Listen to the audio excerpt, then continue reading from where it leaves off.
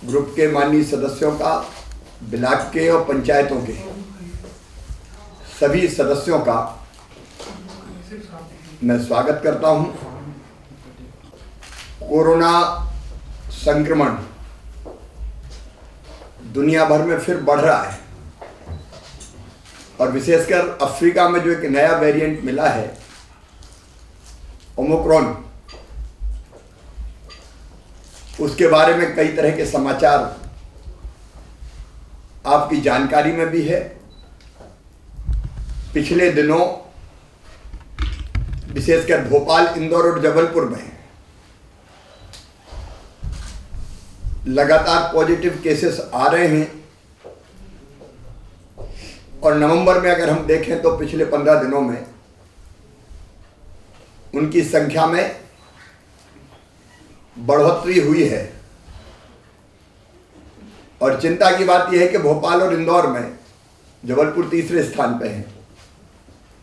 अलग अलग लोकेशंस पे मिले, वो एक जगह नहीं मिले कि एक ग्रुप में एक परिवार हो गया हो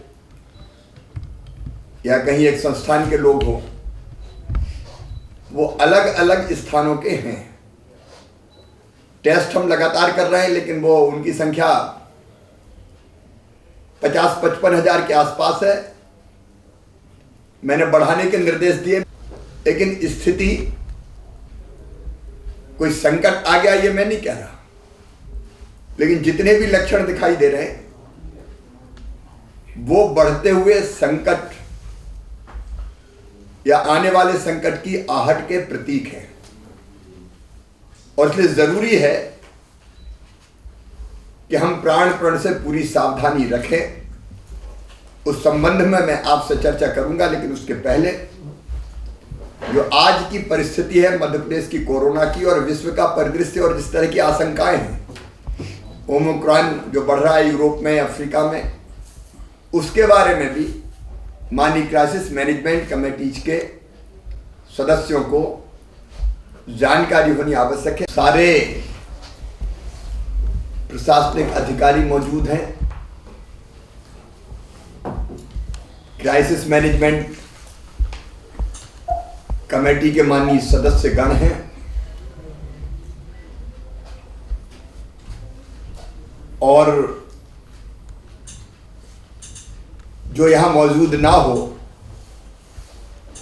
उन तक भी मेरी आवाज मीडिया के माध्यम से पहुंच रही है। देखिए, हमने 2 संकट और विशेषकर दूसरा संकट का बड़ा भयानक दौर झेला है। हमारे प्रधानमंत्री जी ने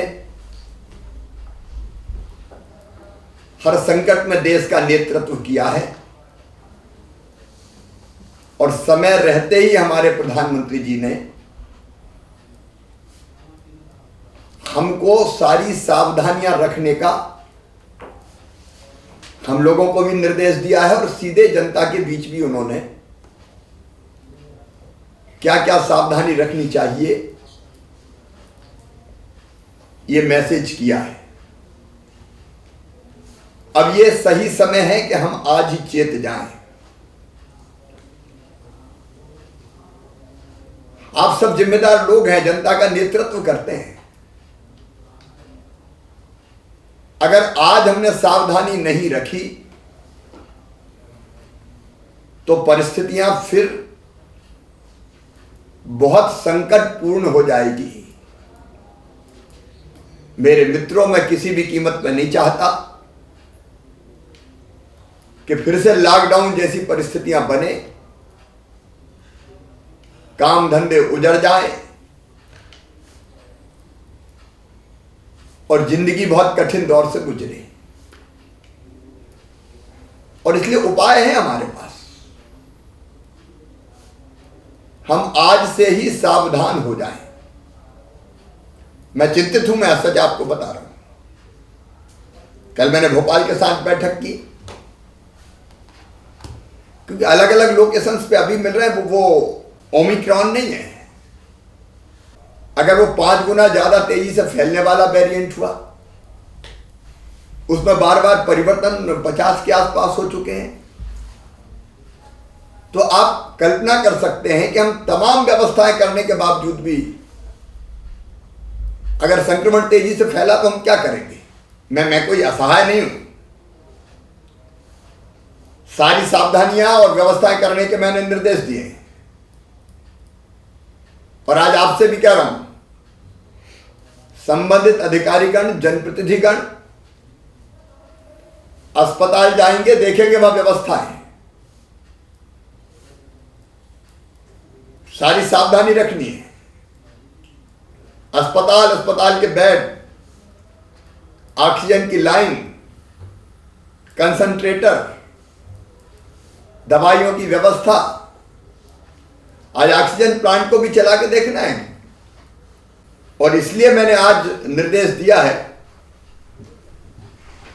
कि इस बैठक के बाद, चर्चा के बाद अधिकारीगण भी और जनप्रतिनिधिगण भी अस्पताल जाएंगे। ये सक्रियता आप सुनिश्चित कर लें।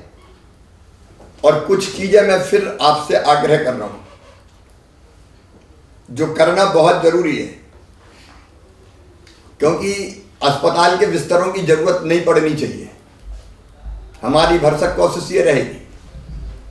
लेकिन सावधानी का मतलब सबसे पहला टेस्ट, 70,000 टेस्ट होना। आप जिलों को आवंटित कीजिए और जिलों को वो टेस्ट करने होंगे।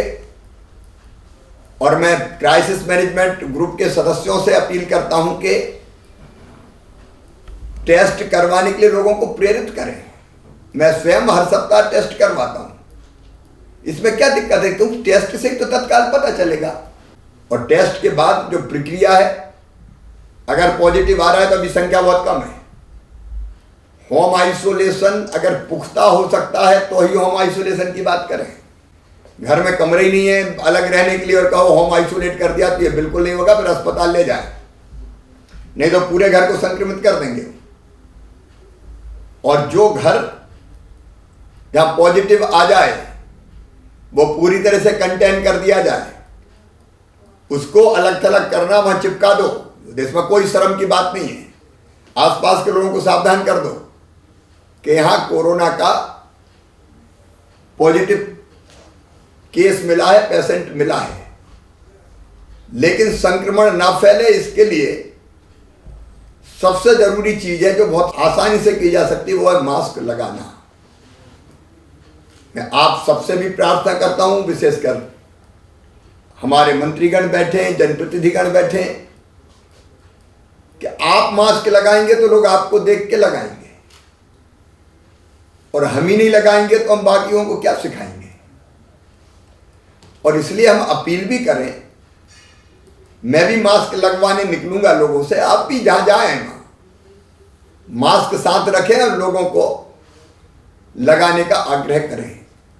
क्योंकि मास्क से संक्रमण का बचाव चाहे 90% के आसपास, अगर मास्क लगाए तो 90% संभावना कम हो जाती है कि हम संक्रमित होंगे दूसरे से।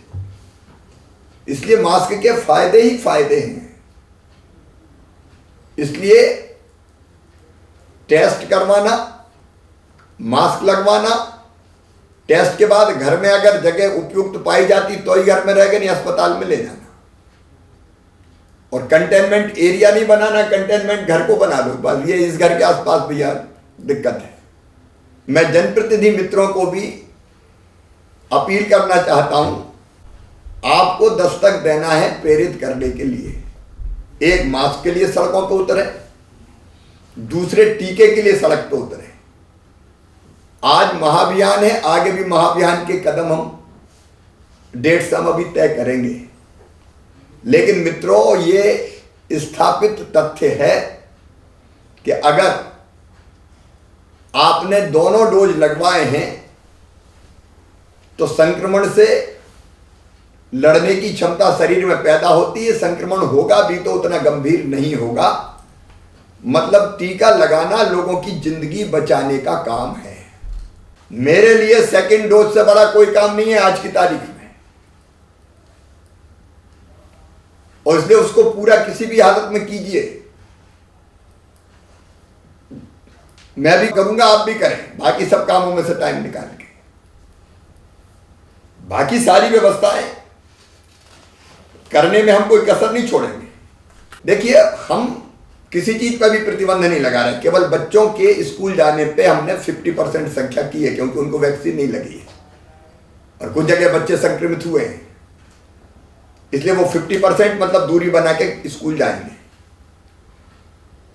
लेकिन हमको अभी प्रतिबंध में लगाना भी नहीं चाहता, लेकिन सावधानी रखवाना चाहता हूं। बंद हॉल में ज्यादा लोग ना हो, ये सावधानी रखें, क्योंकि एक भी रहा और सांस निकली उसकी और एकदम बंद रहा तो फिर संक्रमित होने का खतरा बहुत बढ़ जाता है। शादी विवाह हो, बाजार जाएं, उसमें आपत्ति नहीं है, लेकिन भीड़ से बचें अनावश्यक। सोशल डिस्टेंसिंग के बारे में आग्रह शुरू हो जाए कि दुकान पे अगर सामान लेना है तो झुंड में ना लें, एक के बाद एक लें। ये एजुकेट करना पड़ेगा हमको, संक्रमण का प्रसार ना हो इसलिए। तो जो गोले बनाने का काम है, दूरी रखने का काम है, आए जाएं, लेकिन वो करना पड़ेगा हमको। नहीं करेंगे तो हम संकट में फंसेंगे भाई। हाथ साफ करने की आदत हमारी होनी चाहिए हमेशा, धोने की भी और सैनिटाइज करने की भी। तो ये अनावश्यक भीड़ भाड़ से बच के, मास्क लगा के और सावधानियां रख के हम बड़े संकट से बच सकते हैं। हमारे पास पर्याप्त मात्रा में दवाइयां उपलब्ध है। एजिथ्रोमाइसिन टैबलेट हो, एस्कोब्रिक विटामिन सी की जो है वो, cetirizine tablet, multivitamin, paracetamol, ranitidine tablet, zinc, ये उपलब्धता है हमारे पास। लेकिन ये सब जगह हो, आवश्यकता पड़े तो उसको सुनिश्चित कर लें। रेमडेसिविर जैसे इंजेक्शन भी अभी हमारे पास हैं। मित्रों, मैं इतने ही आग्रह करना चाहूंगा कि बड़े संकट से उबर के अर्थव्यवस्था पटरी पे आई थी, लोगों के काम धंधे चालू हुए थे, अब वो फिर से हमें बंद नहीं होने देना है। इसलिए आज से, इसी क्षण से आपको काम प्रारंभ करना है कोरोना के खिलाफ। दोहराने की जरूरत नहीं है, मास्क लगाने से टीकाकरण करवाने तक। और फिर आप सब लोग समय निकाल के अस्पतालों का निरीक्षण करें, मंत्रीगण करें, विधायकगण साथ में करें, सांसदगण हैं तो अभी संसद चल रही इसलिए उनकी उपलब्धता नहीं होगी, तो करके सब व्यवस्थाओं को चाक चौबंद रखें। मेरा विश्वास है कि हम लोग सावधानी रखेंगे तो हम लहर नहीं आने देंगे। आओ इस बार तय करें, संकल्प करें अपन अपनी जनता के साथ मिलकर कि हम लहर को आने ही नहीं देंगे, हम पूरी सावधानी रखेंगे। ये चुनौती है, चुनौती स्वीकार करो। और मैं सबसे पहली चीज मैं मीडिया के मित्रों को भी कह रहा हूं कि वो भी अपने प्रसारण में, चाहे वो प्रिंट हो, इलेक्ट्रॉनिक हो, बार बार जनता को एजुकेट करके सावधान करवाएं। हम यही संकल्प लें कि हम किसी भी हालत में तीसरी लहर को आने से रोक देंगे। ये किया तो बड़े पुण्य का काम होगा, प्रदेश को हम ठीक से सुरक्षित रख पाएंगे। चुनौती यही है कि तीसरी लहर नहीं आने देंगे। इसके लिए सारी सावधानियां जो बताई है प्रेजेंटेशन में और मैंने, उन सब सावधानियों को करें, वो सब सावधानियां रखें और रखवाएं। बहुत बहुत धन्यवाद आप सबको।